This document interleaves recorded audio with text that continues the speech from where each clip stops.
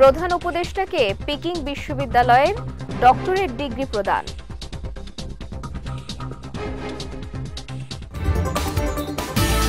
ঈদের ছুটি ঘিরে ষড়যন্ত্র বা হুমকির আশঙ্কা নেই, জানালেন স্বরাষ্ট্র উপদেষ্টা।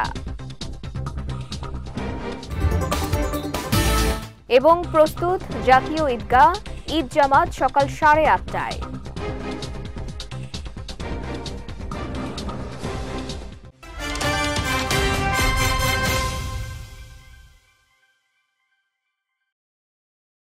আসসালামু আলাইকুম।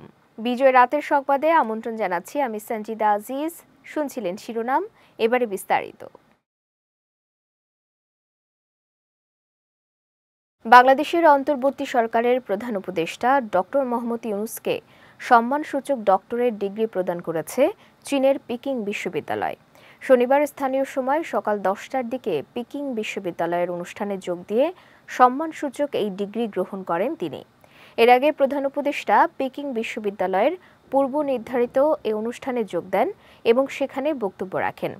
বক্তব্যে ডক্টর ইউনূস বলেন, এই সম্মান শুধু ব্যক্তিগত অর্জন নয়, এটি বিশ্বের সেসব মানুষের জন্য যারা দারিদ্র্য ও বৈষম্যের বিরুদ্ধে সংগ্রাম করছে। তিনি চীনের তরুণ শিক্ষার্থীদের উদ্দেশ্যে বলেন, তোমাদের হাতেই ভবিষ্যৎ। নতুন চিন্তা ভাবনা, নতুন উদ্যোগ এবং সামাজিক ব্যবসার মাধ্যমে তোমরা বিশ্বকে বদলে দিতে পারবে। এ সময় ডক্টর ইউনূস চীনা শিক্ষার্থীদের সামাজিক ব্যবসায় যুক্ত হওয়ার আহ্বান জানান এবং বাংলাদেশ চীন যৌথ উদ্যোগে তরুণদের জন্য সামাজিক ব্যবসা প্রকল্প চালুর প্রস্তাব দেন। এর আগে গত বুধবার 4 দিনের সরকারি সফরে চীনে যান প্রধান উপদেষ্টা ডক্টর মোহাম্মদ ইউনূস। ঈদ উদযাপনে শেকড়ের টানে শেষ মুহূর্তে ফিরছে ঘরমুখো মানুষ। কমলাপুর রেল স্টেশনে ও বাস টার্মিনালগুলোতে ভোর থেকেই যাত্রীদের ভিড় দেখা গেছে। সময় মতো ছেড়েছে প্রতিটি ট্রেন, তাই নেই কোনো ভোগান্তি। স্টেশন ম্যানেজার জানান, এবার কোনো ট্রেনে শিডিউল বিপর্যয় হয়নি। সকাল থেকে নির্ধারিত সময়েই গন্তব্যে ছেড়ে গেছে প্রায় সব ট্রেন। এদিকে বাস টার্মিনালগুলোতে ভিড় দেখা যায় ঘরমুখো মানুষের। মহাসড়কগুলোতে যানজট না থাকায় নির্ধারিত সময়ে বাস পাচ্ছেন যাত্রীরা। অন্যান্য বছরের তুলনায় এবার স্বস্তির ঈদযাত্রায় খুশি তারা।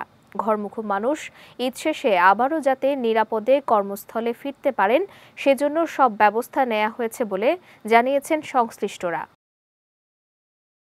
সরকারের উদ্যোগ ছিল বলেই মানুষের ঈদযাত্রায় স্বস্তি এসেছে। আবার নিরাপদে মানুষ যেন ঢাকায় ফিরতে পারে সেই উদ্যোগ নেওয়া হয়েছে। দুপুরে গাবতলী বাস টার্মিনাল পরিদর্শনকালে এসব কথা বলেন স্বরাষ্ট্র উপদেষ্টা জাহাঙ্গীর আলম চৌধুরী। স্বরাষ্ট্র উপদেষ্টা জানান, ঈদের ছুটিতে নিরাপত্তা নিশ্চিতে কাজ করছে আইন শৃঙ্খলা বাহিনী। ঈদের ছুটি ঘিরে ষড়যন্ত্র বা হুমকির আশঙ্কা নেই। কোনো ধরনের ষড়যন্ত্রের হুমকি থাকলে সেটা সকলকে নিয়ে মোকাবিলা করা হবে। জনগণ ষড়যন্ত্র মোকাবিলা করলে কেউ ষড়যন্ত্র করতে পারবে না।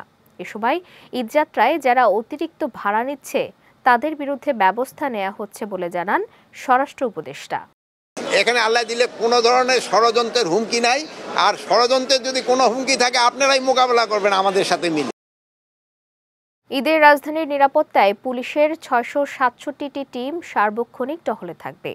রাজধানীর 50 থানা এলাকায় বসানো হবে 71টি চেকপোস্ট। থানা পুলিশের পাশাপাশি গোয়েন্দা পুলিশ, অক্সিলারি ফোর্স সহ অন্যান্য সংস্থাও রাজধানীর নিরাপত্তায় কাজ করবে। সকালে ডিএমপির মিডিয়া সেন্টারে এক ব্রিফিংয়ে এসব তথ্য জানান ডিএমপির গোয়েন্দা বিভাগের অতিরিক্ত কমিশনার রেজাউল করিম মল্লিক। এ সময় পুলিশের নিরাপত্তার পাশাপাশি বিভিন্ন বেসরকারি প্রতিষ্ঠান এবং বিপণী বিতানে স্ব উদ্যোগে নিরাপত্তা জোরদারের আহ্বান জানান পুলিশের এই অতিরিক্ত কমিশনার। একই সঙ্গে বাসাবাড়ি কিংবা মহল্লায় অপ্রীতিকর ঘটনা ঘটলে বা কোনো তথ্য থাকলে দ্রুত পুলিশকে জানানোর অনুরোধও জানান তিনি।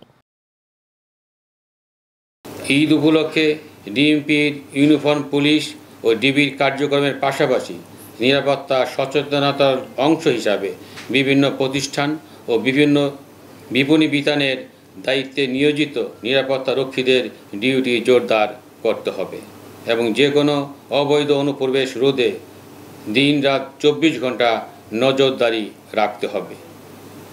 ডিবি তা অব্যাহত রেখেছে এবং ভবিষ্যতে তার কার্যক্রম অব্যাহত রাখবে। পবিত্র ঈদ উল ফিতর উপলক্ষে জাতীয় ঈদগাহ ময়দানে ঈদ জামাত আয়োজনের সব প্রস্তুতি সম্পূর্ণ হয়েছে বলে জানিয়েছেন ঢাকা দক্ষিণ সিটি কর্পোরেশনের প্রশাসক মোহাম্মদ শাহজাহান মিয়া। সকালে জাতীয় ঈদগাহ পরিদর্শন শেষে তিনি সাংবাদিকদের কথা জানান। এ সময় ঈদ জামাতকে ঘিরে বিশেষ নিরাপত্তা ব্যবস্থা নেওয়া হয়েছে বলেও জানান তিনি। মানিক মোহাম্মদ উমরের রিপোর্ট, ছবি তুলেছেন সোহানুর রহমান সোহান। বরাবরের মতো এবারও রাজধানীতে পবিত্র ঈদ উল ফিতরের প্রধান জামাত অনুষ্ঠিত হবে জাতীয় ঈদগাহ ময়দানে। সে লক্ষ্যে প্রস্তুত করা হয়েছে ময়দান। সকালে ঈদগাহের শেষ সময়ের প্রস্তুতি পরিদর্শন করেন ঢাকা সিটি কর্পোরেশনের প্রশাসক মোহাম্মদ শাহজাহান মিয়া। পরে মুসল্লিদের নিরাপত্তা ও ব্যবস্থাপনার বিভিন্ন পদক্ষেপ নিয়ে গণমাধ্যমে কথা বলেন তিনি। এবারের ঈদ জামাতে রাষ্ট্রপতি, প্রধান উপদেষ্টা, উপদেষ্টা পরিষদের সদস্য সহ বিভিন্ন শ্রেণী পেশার মানুষ অংশ নেবেন বলে জানান সিটি প্রশাসক। মোট ৩৫,০০০ মুসল্লি এতে নামাজ আদায় করতে পারবেন জানিয়ে তিনি বলেন, সে লক্ষ্যে সকল প্রস্তুতি সম্পন্ন হয়েছে। আমরা আশা করছি মহামান্য রাষ্ট্রপতি, মাননীয় প্রধান উপদেষ্টা মহোদয় দুজনই জাতীয় ঈদগাহ ময়দানে ঈদের জামাতে অংশগ্রহণ করবেন। এটি আমাদের ঈদ আনন্দেরই বহুগুণে বাড়িয়ে দেবে। আমাদের এই ঈদগাহে প্রায় ৩৫,০০০ মুসল্লি ঈদের নামাজ আদায় করতে পারবেন, সেরকম প্রস্তুতি আমাদের আছে। ঈদ জামায়াতকে ঘিরে বিশেষ নিরাপত্তা ব্যবস্থা নেওয়া হয়েছে উল্লেখ করে শাহজাহান মিয়া বলেন, ঈদে পুলিশ, র্যাব ও অন্যান্য আইনশৃঙ্খলা বাহিনীর সার্বক্ষণিক দায়িত্ব পালন করবে। সার্বিক নিরাপত্তা নিশ্চিত করতে পুলিশ, র্যাব এবং অন্যান্য আইনশৃঙ্খলা বাহিনীর মোতায়েন থাকবে। অজু এবং টয়লেটের সুব্যবস্থা থাকবে, সুপেয় পানিরও সুব্যবস্থা থাকবে। যেহেতু নামাজ আদায়ের জন্য পবিত্র আরামদায়ক কার্পেট এখানে বিছানো হয়েছে, কাজেই কাউকে জায়নামাজ এখানে নিয়ে আসতে হবে না এবং সুপেয় পানির ব্যবস্থা থাকায় কাউকে পানি নিয়ে আসতে হবে না এখানে। ঈদের প্রধান জামাত অনুষ্ঠিত হবে সকাল 8:30টায়। এদিকে জরুরি স্বাস্থ্যসেবার জন্য মেডিকেল টিম ও অ্যাম্বুলেন্স, অজু ও টয়লেটের ব্যবস্থা রাখা হবে বলেও জানান সিটি কর্পোরেশনের এই প্রশাসক। মানিক মোহাম্মদ ওমর, বিজিটিভি, ঢাকা। এবার জেলা সংবাদ।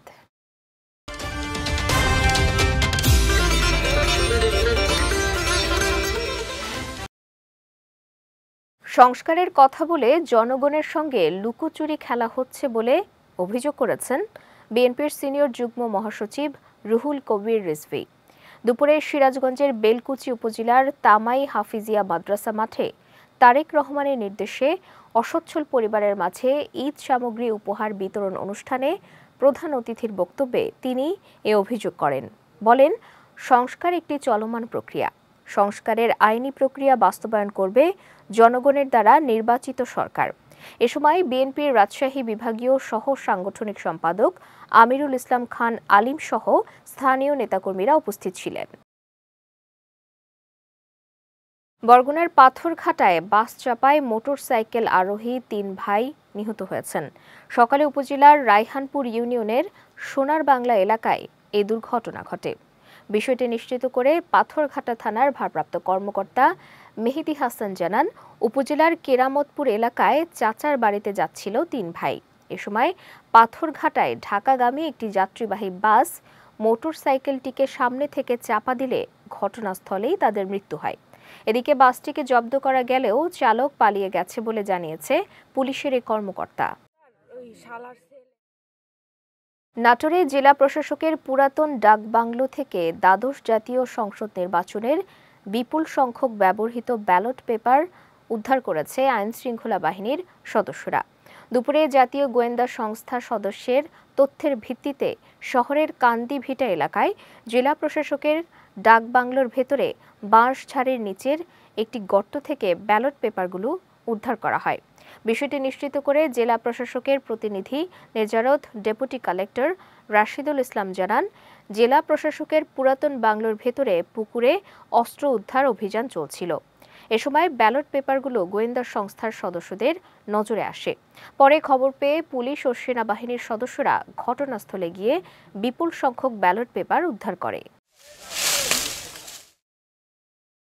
ব্রাহ্মণবাড়িয়ায় বিশেষ অভিযান চালিয়ে একটি পিকআপ ভ্যান থেকে প্রায় 1.5 কোটি টাকার বিদেশি মদ জব্দ করা হয়েছে। সকালে শহরের দাতিয়ারা এলাকায় সেনাবাহিনী ও পুলিশ যৌথ অভিযান চালিয়ে এই মদ জব্দ করে।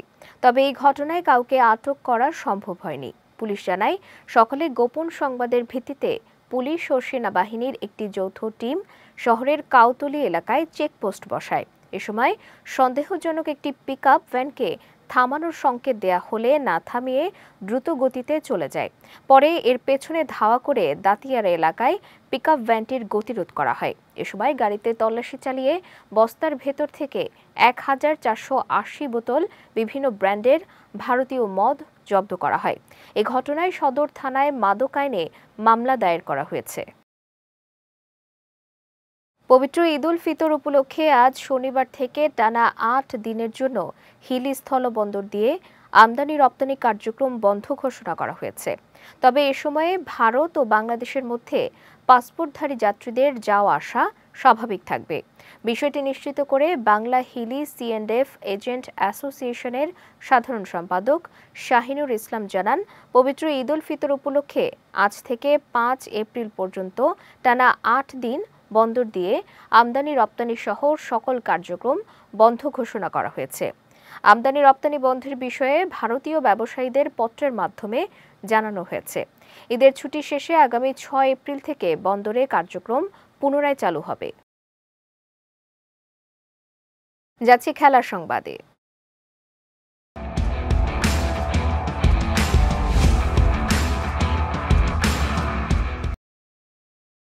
পাকিস্তানের বিপক্ষে 3 ম্যাচের ওয়ানডে সিরিজের প্রথমটিতে 73 রানে জয় পেয়েছে নিউজিল্যান্ড। আজ নেপিয়ারে পাকিস্তানের বিপক্ষে প্রথম ব্যাট করে 9 উইকেট হারিয়ে 344 রানের বড় সংগ্রহ করে কিউইরা। জবাবে 3 উইকেট হারিয়ে 249 রান তুলে মোহাম্মদ রিজওয়ানের দল। তবে শেষ 22 রান তুলতে গিয়ে 7 উইকেট হারায় পাকিস্তান। ফলে নির্ধারিত 50 ওভারের 35 বাকি থাকতেই 271 রানে অল আউট হয় ম্যান ইন গ্রিনরা। দুই দলের যৌথ 615 রানের ম্যাচে 73 রানের হার দিয়ে সিরিজ শুরু করল পাকিস্তান। অন্যদিকে দুর্দান্ত জয়ে 3 ম্যাচের সিরিজে 1-0 ব্যবধানে এগিয়ে গেছে নিউজিল্যান্ড। ইনজুরির কারণে পরের 2 ম্যাচের জন্য থিবো কোর্তোয়াকে পাচ্ছে না রিয়াল মাদ্রিদ। আগামীকাল লা লিগায় লেগানেসের বিপক্ষে এবং 1 এপ্রিল কোপা দেল রের সেমিফাইনালের ফিরতি লেগে রিয়াল সোসিয়েদাদের বিপক্ষে তাকে পাবে না লস ব্লাঙ্কোসরা। এর আগে উয়েফা নেশনস লিগের রেলিগেশন প্লে অফের লড়াই দিয়ে প্রায় 22 মাস পর বেলজিয়াম জাতীয় দলে ফেরেন গোলরক্ষক থিবো কোর্তোয়া। ইউক্রেনের বিপক্ষে দলের 3-1 গোলে হেরে যাওয়া প্রথম লেগে খেলতে পারলেও ফিরতি লেগে তিনি খেলতে পারেননি পেশির চোটের কারণে।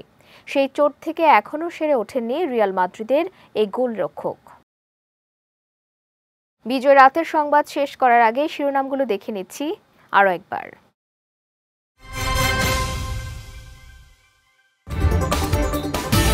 প্রধান উপদেষ্টাকে পিকিং বিশ্ববিদ্যালয়ের ডক্টরেট ডিগ্রি প্রদান।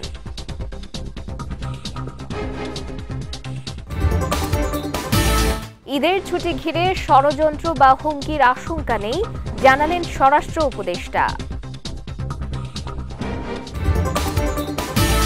এবং প্রস্তুত জাতীয় ঈদগাহ, ঈদ জামাত সকাল 8:30টায়।